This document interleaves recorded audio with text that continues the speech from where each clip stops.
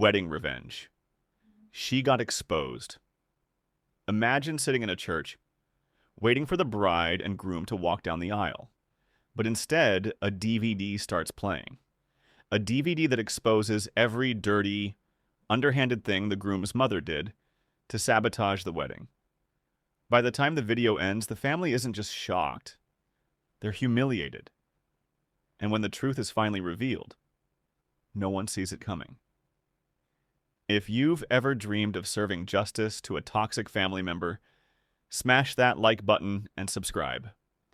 Because what you're about to hear is one of the most satisfying, jaw-dropping revenge stories you'll ever come across. The love story and the monster-in-law. You know that saying, you don't just marry the person, you marry their family? Well, in my best friend's case, that almost destroyed everything. He met the love of his life, a smart, compassionate, gorgeous woman from a successful Sinti family in Germany. They clicked instantly.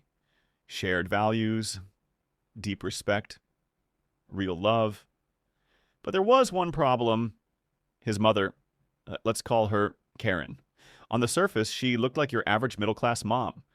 But underneath, a bigoted, manipulative storm wrapped in pearls and passive aggression.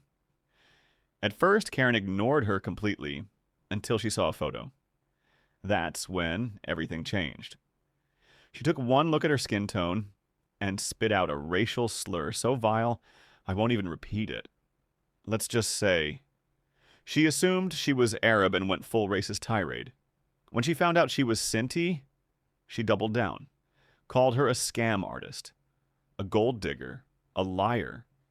My friend had a spine of steel. He put her on a timeout. 6 months turned into over a year. Every time Karen tried to contact him, the timer reset. No tolerance. But Karen didn't stop. When direct attacks didn't work, Karen switched tactics. Fake kindness and sneaky sabotage. She created 2 fake Facebook accounts. One pretending to be her son, and one as his ex-girlfriend of 4 years. Then she staged fake conversations, sending messages back and forth to build a full-blown affair. She printed out fake screenshots and stormed into their house, claiming betrayal. But she made a mistake. The messages claimed the affair happened during a business trip. What she didn't know, that trip got canceled. He spent those days with his fiancée every hour. The evidence didn't just collapse. It backfired. She was caught, exposed, banished again, this time for 9 months.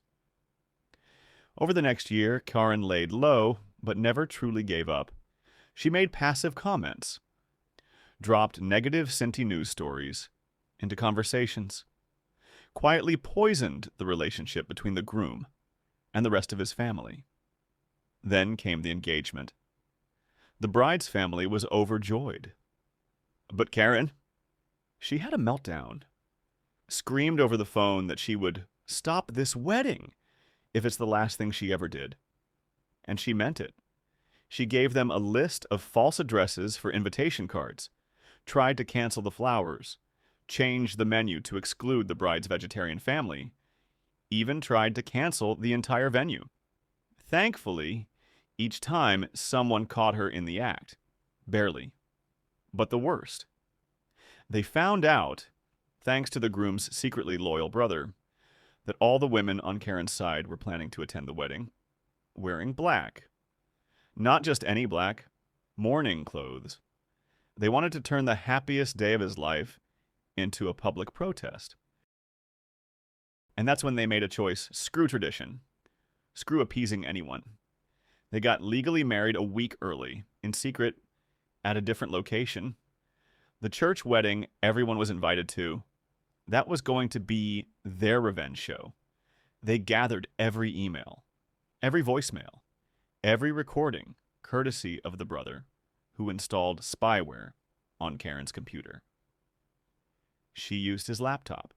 She had no idea he was collecting everything. The day of the fake wedding arrives. Guests fill the church pews. The mood, curious, excited. Then an usher walks up to the microphone. The wedding party is running a little late. In the meantime, please enjoy this short video. The lights dim. The screen flickers. The video begins. First, clips from the florist, detailing how Karen tried to cancel all the wedding arrangements, complete with the actual voicemail she left pretending to be the bride. Then, the caterer. Same story, trying to change the menu to an all-meat banquet. Then, the Facebook messages. Karen's fake affair. Then, screenshots of racist rants. Skype video clips of her lying about the bride. One by one, the lies peeled away like skin. At first, Karen was silent. But when her own voice started playing, she snapped. She leapt out of her pew, screaming, stormed the aisle trying to stop the video, but 3 security guards were already waiting, hired by the groom.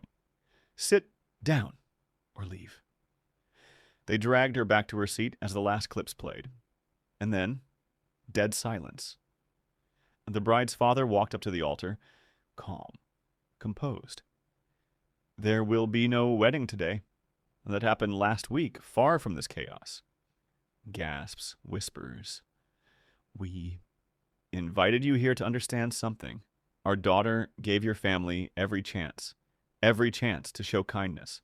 But instead, you insulted her, tried to ruin this day, and did everything in your power to break them up. Today was about one thing. Truth. You were lied to, manipulated, poisoned by your own mother, and now she's a pariah. The guests stared at Karen. Her face, white, her mouth clamped shut. You may contact the couple in 1 year. Any attempt before that resets the clock. If you cannot respect that, you lose them forever. And with that, he walked off the stage. Karen didn't just lose her reputation, she lost her son. The rest of the family. Many came crawling back months later, apologizing, horrified by how deeply they'd been manipulated. The couple, happily married, had a real honeymoon, real memories, without the poison. And Karen, even now, years later, 80% of the family won't speak to her. She's become a cautionary tale, a name people whisper when the topic of weddings or monsters-in-law comes up. Sometimes the best revenge isn't yelling or fighting back. It's letting the truth speak louder than hate. And when you let someone show the world who they really are, they often bury themselves. If this story gave you chills, hit that like button, subscribe for more jaw-dropping Reddit revenge stories, and let us know in the comments, what's the most satisfying revenge you've ever witnessed? Until next time, stay strong, stay smart, and never let toxic people win.